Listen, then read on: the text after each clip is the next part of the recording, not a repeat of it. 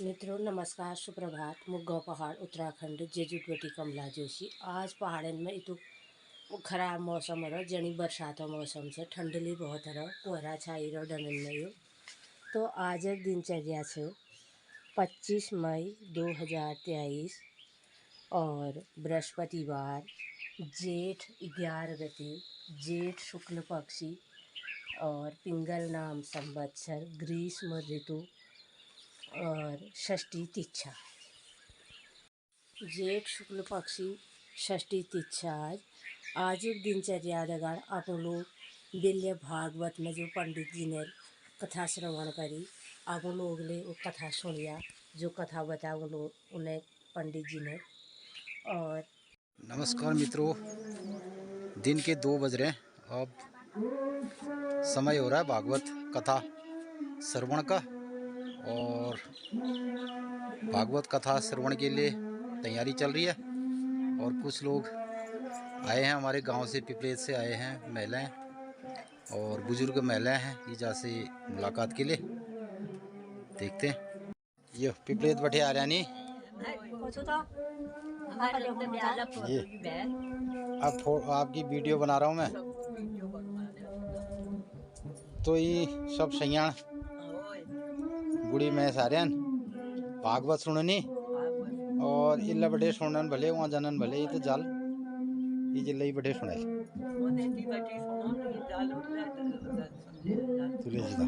कमला बटियों ला रहे इन्हें। तो भागवत की तैयारियां चल रही हैं, अभी शुरुआत होने वाली है, फिर जाएंगे भागवत कथा के श्रवण के लिए। को डरे भागवत ठीक है जाई किन ले ली बेरा नहीं लाता ठीक है तबियत हेलो हाय कर दियो ऐसे भाई कर दियो रमा जी ले देखन छी ने हाय कर दियो रमा जी ले देखन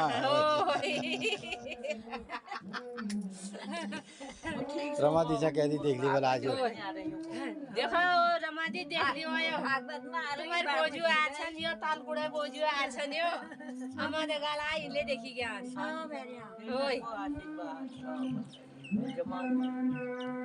माताओं के हाथों से, और व्यास जी के लिए माला भी है। और ये तो व्यास जी के गले में माला पड़ेगी और आप लोगों ने हाथ भी लगा दिया, डाली जाएगी। ये जय हो भगवान व्यास जी की जय। तो व्यास जी के गले के लिए जो माला बनाई है, तो आप लोगों ने हाथ भी लगा दिया है। अभी अपने बगीचे से एक माला लेकर के जा रहा हूँ और भागवत कथा में, और ये व्यास जी को समर्पित होगी। मृगतृष्णां भूतदयां विस्तारे तारे संसार सागरतां दिव्यध्वनि मकरंदै परिमल परिभोग सच्चिदानंदै।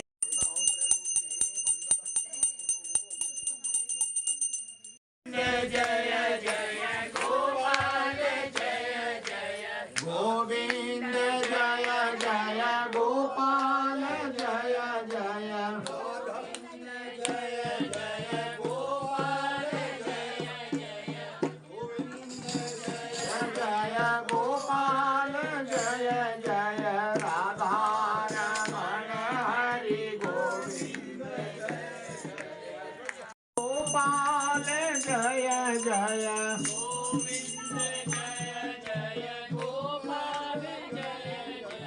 गोविंद जय जय गोपाल राधा रमण हरि गोविंद जय जय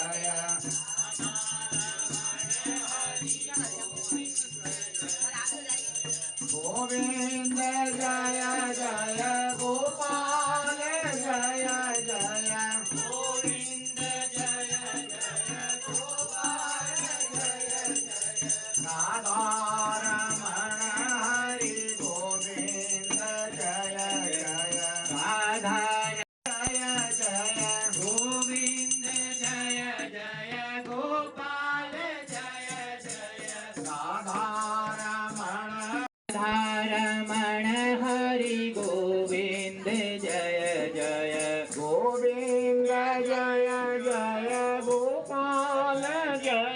विलसद्गोपी सहस्रावृतम् हस्तन्यस्तनतापवर्गमखिलोदारं किशोराकृतिम् गंगा तरंगरमणीयजटाकलापं गौरी निरन्तरविभूषितवामभागम् नारायणप्रियमनङ्गमदापहारम् वाराणसीपुरपते भज विश्वनाथम् वाराणसीपुरपते भज विश्वनाथम् वंशी विभूषितकरान्नवनीरदाभात् पीताम्बरादरुणबिम्बफलादरोष्ठात् पूर्णेन्दुसुन्दरमुखादरविन्दनेत्रात् कृष्णात् परं किमपि तत्त्वमहं न जाने वसुदेवसुतं देवं कंसचाणूरमर्दनम् देवकी परमानंदं कृष्णं वंदे जगद्गुरुं कृष्णं वंदे जगद्गुरुं। कल की कथा में मैंने आपको बताया था कि कैसे स्वयंभू मनु महारानी शत्रुपा अपनी पुत्री देवहूति को लेकर कर्दम ऋषि के आश्रम में पहुंचते हैं। देवहूति का कर्दम ऋषि से विवाह हो जाता है।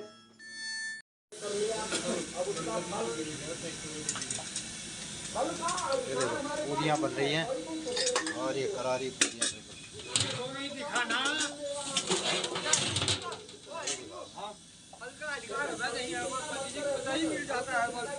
फिर तुम्हारे तो मजे हो रहे हैं यार। यहाँ भागवत भी सुनो और ये कर्म वो भी करो, फल मिलेगा।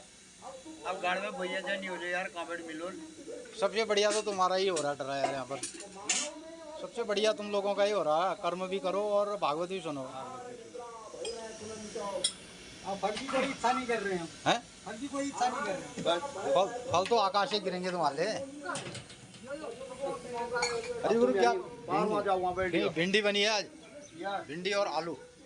ओहो पुड़ पुड़ा के बना दिया ये। भिंडी है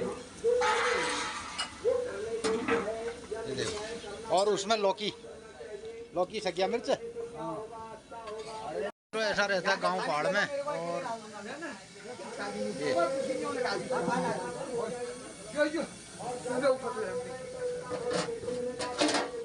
ये बन रही है रसदार सब्जी ना। ये है आपको ये क्या बात है यार। ये तो यहाँ भागवत चल रहा है और यहाँ है भोजनालय। ये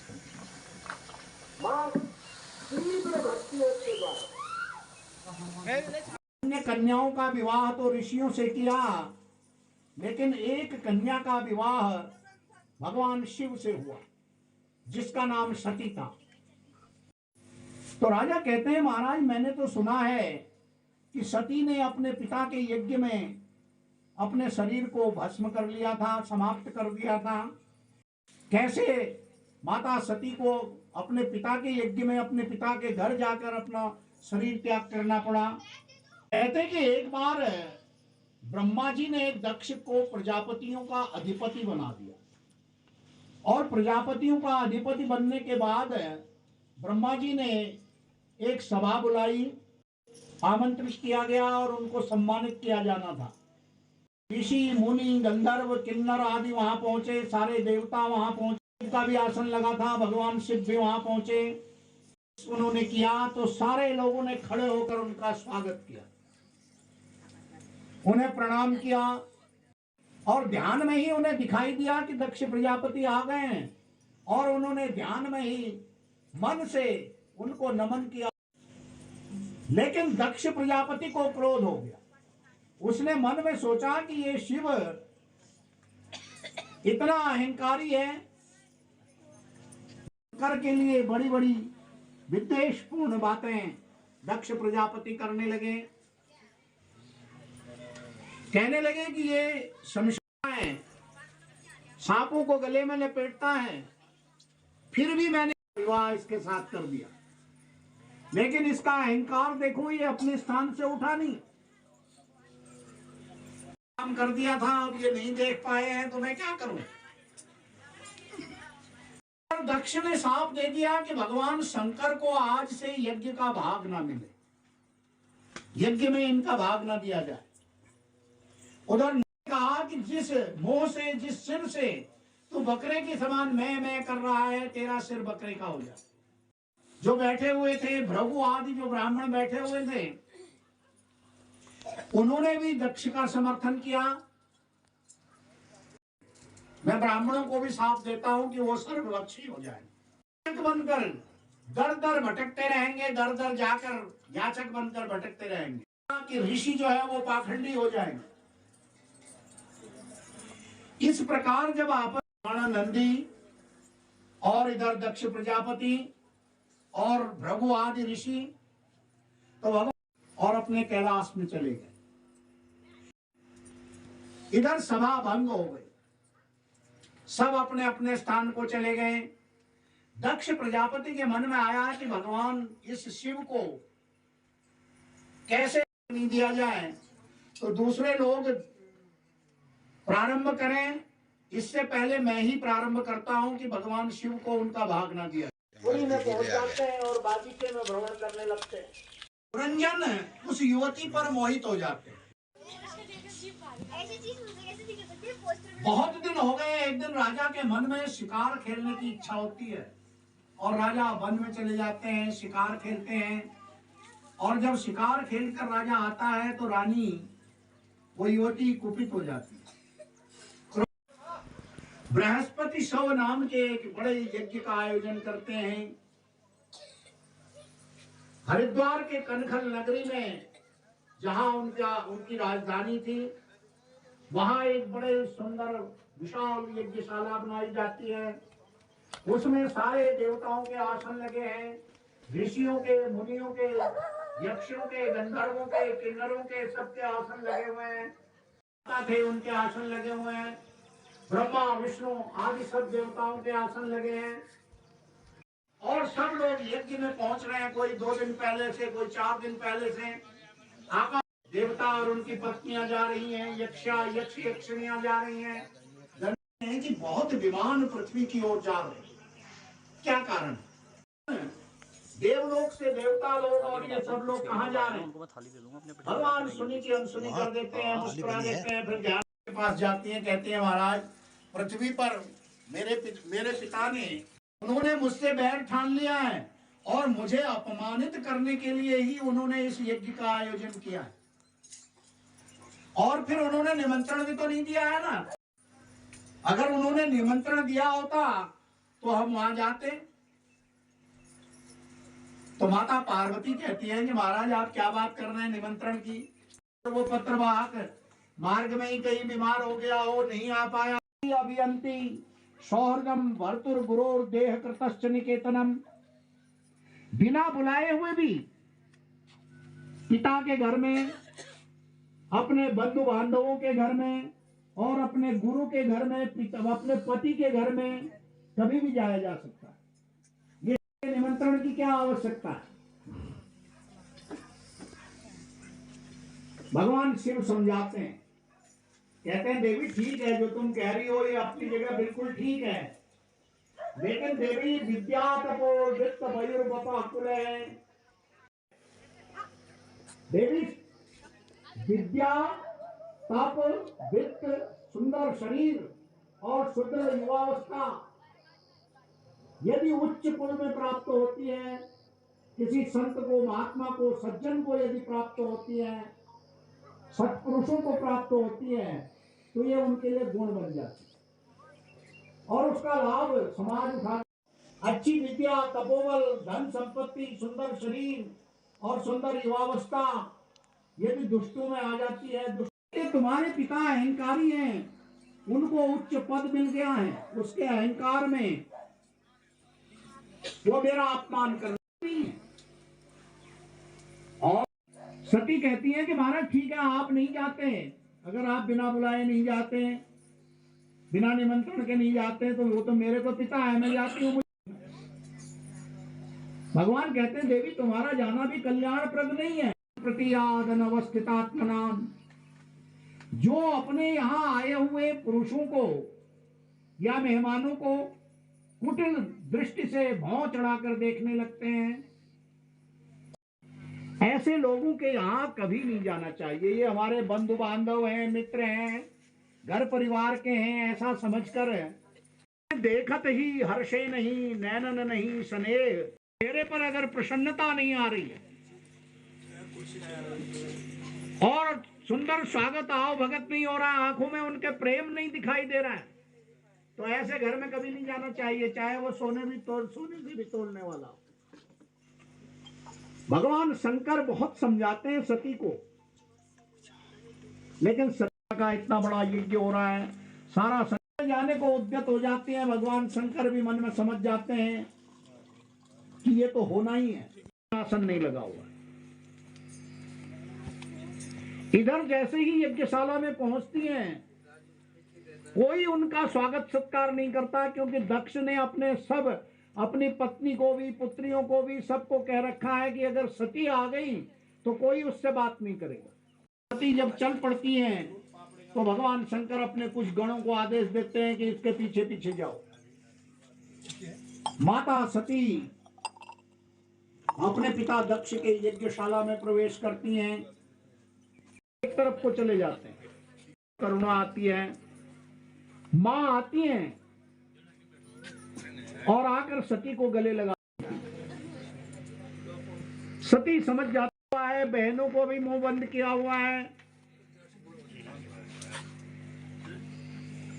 दृश्य इन संसार में कोई भी देवता नहीं, प्राणी खाली जल का लोटा भी डाल दो तो उसी से संतुष्ट हो जाते, खाली बेल पत्र चढ़ा दो तो उसी से संतुष्ट हो जाते हैं और निर्भय हैं जिनका इस संसार। ऐसे उस भगवान शंकर से बैर करने वाले, उनसे शत्रुता रखने वाले, यद्वयक्षरम नाम गिरेरितम नृणाम सकृत प्रसंगाद अगमाशु हन्ति तत्, जो शिव नाम का 2 अक्षरों का नाम है, जिसके एक बार भी उच्चारण करने से सारी पाप राशि भस्म हो जाती है, वाले भगवान शिव से आपने द्वेष किया है। और सती कहती है कि देखो अब आप मेरे पिता हो, क्योंकि आपसे इस शरीर का निर्माण हुआ है। दाक्षायणी कहते हैं, दक्ष पुत्री कहते हैं। अब मैं यदि यहां से उनके पास जाऊंगी तो जब वो मुझे दाक्षायणी कहकर पुकारेंगे, दक्ष पुत्री कहकर पुकारेंगे, तो ये शरीर जब तक रहेगा तब तक मुझे लज्जा आती रहेगी। जैसे विषयुक्त भोजन कर लेते हैं तो जब तक उल्टी नहीं कर देते हैं तब तक वो विष शरीर से बाहर नहीं निकलता, ऐसे ही जब तक मैं इस शरीर को समाप्त नहीं कर दूंगी तब तक मैं दक्ष पुत्री कहलाऊंगी, दाक्षायणी कहलाऊंगी। माता सती उसी समय योगाग्नि के द्वारा अपने शरीर को भस्म कर देती हैं, उनका अपने प्राण त्याग देती हैं, उनके शरीर से दिव्य ज्योति निकलती है, आकाश मार्ग में चली जाती। माता की बोलिए, वृंदावन बिहारी लाल की। इधर भगवान शंकर के गण जब ये दृश्य देखते हैं, सारे यज्ञ का विध्वंस करने के लिए उद्यत हो जाते हैं, लेकिन गण थोड़ी सी संख्या में हैं। इधर भृगु आदि ऋषि अपने मंत्र बल से उन गणों को आकर अपने सिर की एक जटा उखाड़ते हैं और उसे धरती पर पटक देते हैं, पृथ्वी पर पटक देते हैं। गण पैदा होता है और वह विशाल सेना लेकर, गणों की, शिव गणों की विशाल सेना लेकर दक्ष प्रजापति की राजधानी यज्ञशाला की ओर प्रस्थान करता है। यज्ञशाला को नष्ट भ्रष्ट कर देते हैं, तोड़ फोड़ देते हैं और दक्ष प्रजापति को पकड़कर वीरभद्र अपने हाथ से उनकी गर्दन मरोड़ता है, में आहुति दे दी है। और इधर माता सती के शरीर को लेकर भगवान शंकर के गण शिवलोक में चले जाते हैं। केवल इतना ही दिया है कि माता सती योगाग्नि के द्वारा अपने प्राण त्याग देती, देवी शरीर के, माता सती के प्राण विहीन शरीर को लेकर शिवगण जब शिवलोक जाते हैं तो भगवान शंकर उस शरीर को अपने कंधे में रखकर तांडव नृत्य करने लगते हैं। कभी इधर जा रहे हैं, कभी उधर जा रहे हैं, अनेक लोगों में जगहों पर जब भ्रमण करते हैं तब तक ये विचलित रहेंगे। अपने सुदर्शन चक्र को आदेश देते हैं। सुदर्शन चक्र माता सती के शरीर के टुकड़े टुकड़े कर देता है। तो जहां जहां जो टुकड़ा पड़ता है उस स्थान पर देवी के परम पीठ स्थापित हो जाती है। नैना देवी में नेत्र गिरते हैं तो नैना देवी कहलाती है। और इस प्रकार सारी देवियों के पीठ बन जाते हैं। दक्ष का यज्ञ विध्वंस हो गया, संसार में यज्ञ होने बंद हो गए।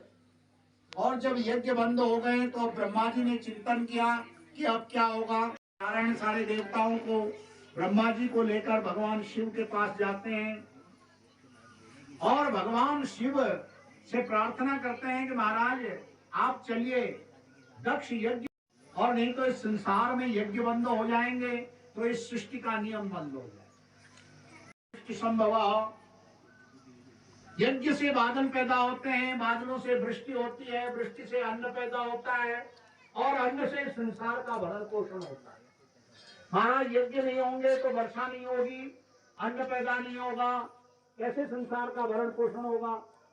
भगवान शंकर, भगवान नारायण की, ब्रह्मा जी की बात मानते हैं, दक्ष की यज्ञशाला में जाते हैं, काटा जाता है और उसे दक्ष प्रजापति के मृत पड़े धड़ पर उस बकरे के सिर को लगा देते हैं, उसे पुनः प्राण प्रदान कर देते हैं, पुनः जीवित कर देते हैं। और दक्ष भी बकरे के समान आवाज करते हुए उनसे प्रार्थना करता है। तब भगवान ब्रह्मा जी उन्हें बोलने की शक्ति प्रदान करते हैं और वो अनेक प्रकार की स्तुतियों से भगवान शिव की उपासना करता है। और तभी वहां पर भगवान शिव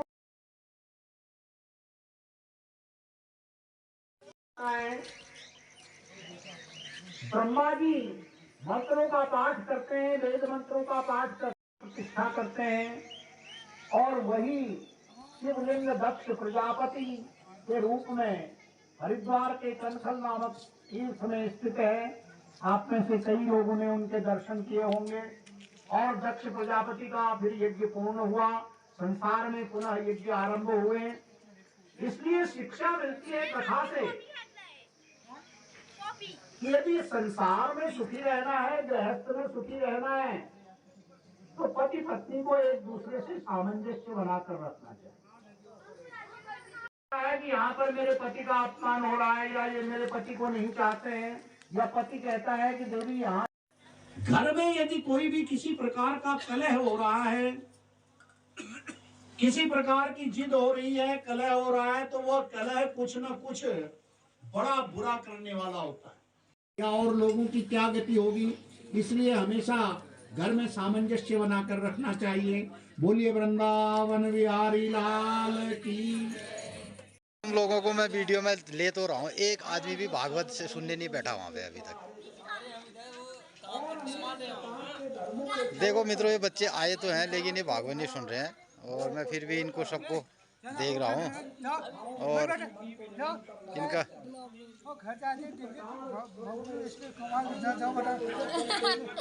और क्रिकेट और उसके अंदर घुसे पड़े हैं, ये भी घुसे पड़े हैं उसके अंदर। देखो मोबाइल क्या देख रहे हो इसके अंदर, क्या जैसा देख रहे हो इसके अंदर?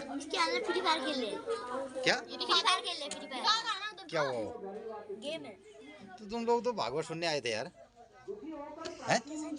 अरे खाली फुटबॉल ऐसे ये सुन तो, ओ भाई तुम भागवत सुनने नहीं आए थे क्या? तो फिर वहाँ नहीं जा रहे यार, वहाँ नहीं जा रहे? अबे वहीं से आए थोड़ी देर में।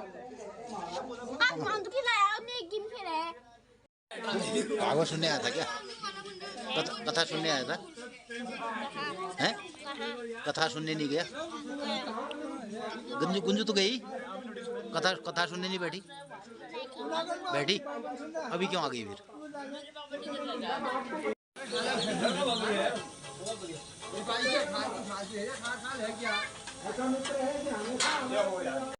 एक रूप अनुपम छवि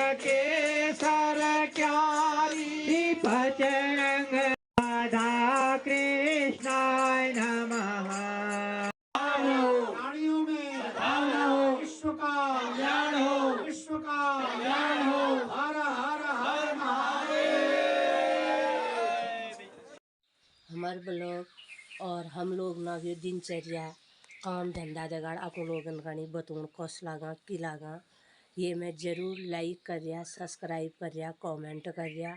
अपन लोगन ही आज और दिन शुभ हो मंगलमय हो भागवत कथा में आया प्रसाद ग्रहण करिया। नमस्कार धन्यवाद।